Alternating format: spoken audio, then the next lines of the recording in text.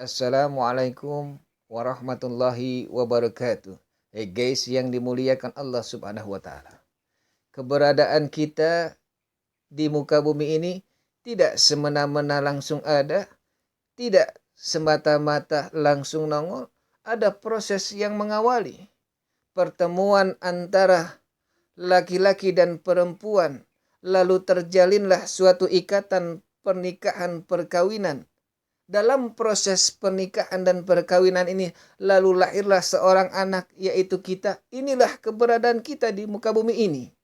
Lalu kedua insan yang terjalin, terikat suatu pernikahan dan perkawinan. Orang tua kita, ibu bapak kita. Orang tua di muka bumi, siapa sih yang harus kita hormati? Yang harus kita taati?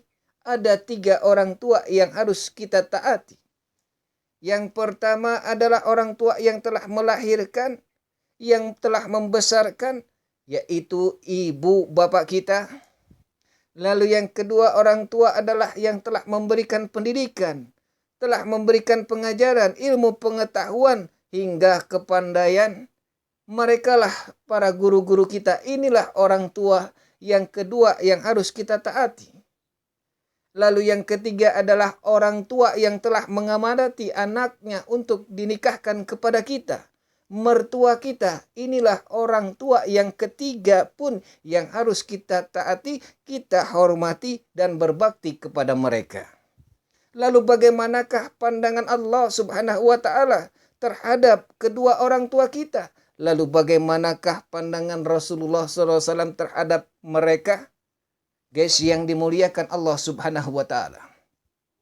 Allah pun telah mewasiatkan kepada seluruh manusia. Di dalam surah Al-Luqman ayat 14 dikatakan, "Wa wasanal insan biwalidayhi amalatu ummuhu wahnan ala wahdin." Allah telah menghimbau, mewasiatkan, memberikan pesan kepada seluruh manusia terhadap orang tuanya bahwasanya seorang ibu telah mengandungnya dalam kepayahan yang selalu bertambah. Dan di dalam surah Al-Luqman ini pun Allah mengatakan, "Aniskurli wali walidaika." Hendaklah bersyukur kepada Allah dan kepada kedua orang tua kita. Artinya belumlah dikatakan bersyukur kepada Allah Subhanahu wa taala kalau kita belum menghormati, mentaati kedua orang tua kita. Inilah posisi kedudukan kedua orang tua kita, begitu mulianya pandangan Allah Subhanahu wa taala. Artinya benar-benar kita harus mentaati dan menghormatinya. Lalu di pandangan Rasulullah SAW sebagaimana yang dikisahkan dari Abi Hurairah radhiyallahu an, di mana datangnya seorang anak muda bertanya, siapa sih manusia yang pantas berhak dia berbakti berbuat baik kepadanya? An Abi Hurairah radhiyallahu an qala, ja'a rajulun ila Nabi sallallahu alaihi wasallam, ya Rasulullah, man ahakun nasibi husni sahabati. Wahai Rasulullah, siapa sih teman manusia yang berhak aku berbakti berhormatinya? Qala ummuk. Lalu Rasulullah mengatakan, ibumu. Qala summa man. Lalu pemuda tersebut bertanya lagi, setelah itu siapa lagi ya Rasulullah? Qala summa ummuk. Lalu Rasulullah pun menjawab, kemudian ibumu. Qala summa man. Lalu pemuda tersebut bertanya lagi, setelah itu siapa lagi ya Rasulullah?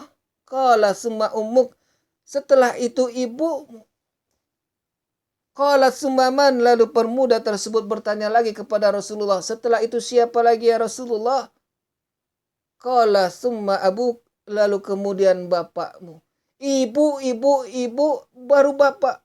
Rasulullah memandang bahwasanya ibu lebih mulia dibandingkan ayah kita. Lebih banyak kita menghormati ibu kita, karena ibu kita lah banyak pengorbanannya. Coba kita bayangkan, pertama saja sebelum proses kehamilan, di saat ngidam, ibu kita telah kita siksa. Perutnya mual tidak karu-karuan. Palanya pusing keliengan. Yang dia makan, dia muntahkan. yang dia minum, dia keluarkan. Proses ngidam sebelum kehamilan ibu kita telah kita siksa. Inilah perjuangan seorang ibu. Apalagi di saat kehamilan, setiap hari semakin besar memberatkan. Belum pernah dia tinggalkan itu kandungan. Sampai 9 bulan bahkan lebih. Inilah proses kehamilan ibu kita telah kita siksa. Apalagi proses kehamilan di saat membesar kita sudah menendang-nendang dan memukulnya. Terlebih lagi di saat kelahiran, hampir seluruh tubuhnya keluar keringat bercucuran. Darah pun berlumuran.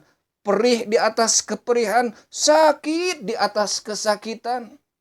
Yang tampak di wajahnya, yang tampak dalam kelopak matanya, hanya kematian. Itu proses dalam kelahiran. Kita telah menyiksa ibu kita. Pantas Rasulullah dan Allah menempatkan posisi ibu lebih mulia.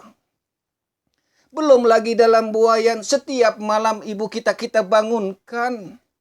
Bahkan sudah berumah tangga, kita memiliki anak pun, ibu kita masih kita bebankan. Kita, anak-anak kita titipkan. Bahkan setiap dia harinya pun dia selalu berpikiran bagaimana anak dan cucunya menghadapi kehidupan. Makanya dikatakan dalam pepatah mengatakan, kasih ibu sepanjang jalan, kasih anak sepenggalan. Inilah proses bagaimana ibu mulia. Dan memang harus kita berbakti kepadanya. Karena seorang ibu adalah doanya mustajab. Dia adalah keramat hidup. Dan di bawah telapak kakinya adalah surga kita. Di mana doanya ibu kita mustajab. Pernah terjadi di zaman Nabi Musa alaihissalam. Nabi Musa pernah bertanya kepada malaikat Jibril alaihissalam. Ingin tahu siapa temannya di surga nanti. Ya malaikat Allah Jibril, siapa sih temanku di surga nanti? Nabi Musa bertanya, siapa temannya di surga nanti kepada malaikat Jibril. Lalu malaikat Jibril mengatakan, ya Musa, temanmu di surga nanti adalah si pemuda, si pedagang daging yang ada di pojokan pasar. Terperanjatlah Nabi Musa, siapa sih sosok pemuda ini? Siapa sih pedagang daging ini sehingga menjadi temannya di surga? Lalu dia cari, dia selidiki, akhirnya dia temui lalu diikuti. Setelah sampai ke rumahnya, Nabi Musa alaihissalam melihat ternyata si pemuda, si pedagang daging tadi tersebut memiliki seorang ibu yang sudah tua renta, lumpuh. Selesai dari dagangnya, dia kasih ibunya. Dia sayangi ibunya. Dia mandikan ibunya. Dia bersihkan ibunya, dia berikan pakaian terbaik untuk ibunya, lalu itu dia beri makan ibunya. Setiap suapan yang masuk ke mulut ibunya, setiap suapan yang masuk ke mulut ibunya, ibunya selalu berdoa, Allahumma jali ibni jadibal Musa fil jannah. Setiap suapan masuk ke mulut ibunya, ibunya berdoa, ya Allah, jadikanlah anakku ini temannya Nabi Musa di surga. Inilah doa mustajab. Pantas Rasulullah mengatakan, ridallah fi ridal walidain wa sukhtullah fi sukhtil walidin. Keredoan Allah terletak kepada kedua orang tua kita. Murkanya Allah pun terletak pada kemurkaan kedua orang tua kita. Inilah yang disebut sebagai doa. Ibu adalah doa yang mustajab. Lalu janganlah kita seperti orang yang dikatakan dalam pepatah, air susu dibalas dengan air tuba. Karena dia adalah keramat hidup. Selama hidup ibu kita, Allah tidak akan bisa memberikan bala dan musibah kepada kita. Tapi kalau keramat hidup kita sudah tiada, bencana, musibah yang Allah ingin timpahkan akan terjadi kepada kita. Ini pun terjadi pada seorang anak muda. Mendulang kesuksesan, kekayaan, memiliki harta berlimpahan. Dia tidak mengakui sosok ibunya sebagai pedagang asongan. Bahkan di saat dia sudah berumah tangga memiliki anak, ibunya ada di depan gerbang rumahnya. Dan cucunya, anaknya itu melihat ada sesosok orang tua, ibu-ibu yang sudah renta di depan gerbang rumahnya. Lalu anak ini berkata kepadanya, "Ayah, coba lihat di depan rumah kita ada sosok orang ibu-ibu yang sudah tua renta. Tolong beri makan." Cucunya bilang seperti itu. Tapi ayahnya terperanjat karena yang di depan gerbang adalah ibunya yang memang dia tidak mengakuinya. Lalu dia umpeti anaknya, disuruh masuk, dikuncilah anaknya, dan ayahnya kembali memarani ibunya. Sampai di depan gerbang dia berkata, "Ibu kenapa kemari? Saya malu memiliki seorang ibu yang pedagang asongan."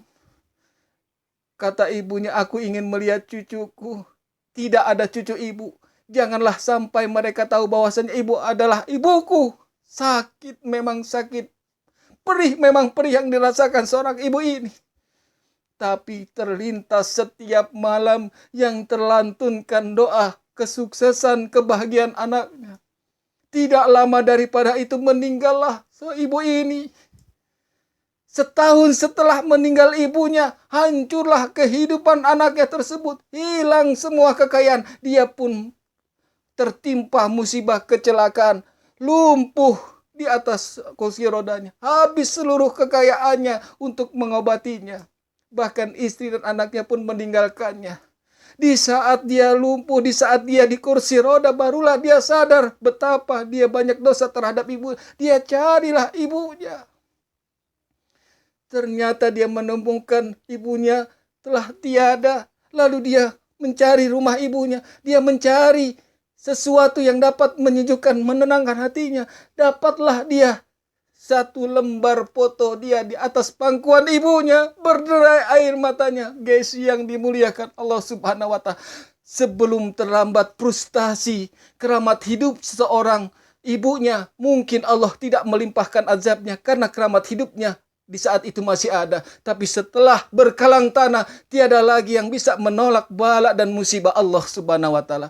Guys yang dimuliakan Allah Subhanahu wa Ta'ala, mari kalau kita masih memiliki seorang ibu, orang tua, mari kita simpuh mohon maaf kepadanya dan minta doa terbaiknya. Kalau kita sudah tidak memiliki orang tua, setidak-tidaknya kita berperilaku baik sehingga doa kita terijabah menjadi jariahnya. Janganlah kita melakukan kemaksiatan menghalangi di dalam alam kuburnya. Dan kalaupun kita sudah menjadi orang tua, hendaklah kata-kata kita, tutur kata kita baik kepada anak kita. Hidayah bukan kita yang punya. Sebagaimana Rasulullah pun tidak bisa memberikan hidayah kepada kakeknya. Innaka lah tahdi man ahbabta, walakin Allah yahdi man yasha. Guys yang dimuliakan Allah Subhanahu wa Ta'ala, semoga kita selalu kehidupan kita, anak cucu kita diridhoi Allah Subhanahu wa Ta'ala, dan kita menjadi salah satu orang yang sangat mencintai ibu kita. Wabillahi taufiq wal hidayah. Wassalamualaikum warahmatullahi wabarakatuh.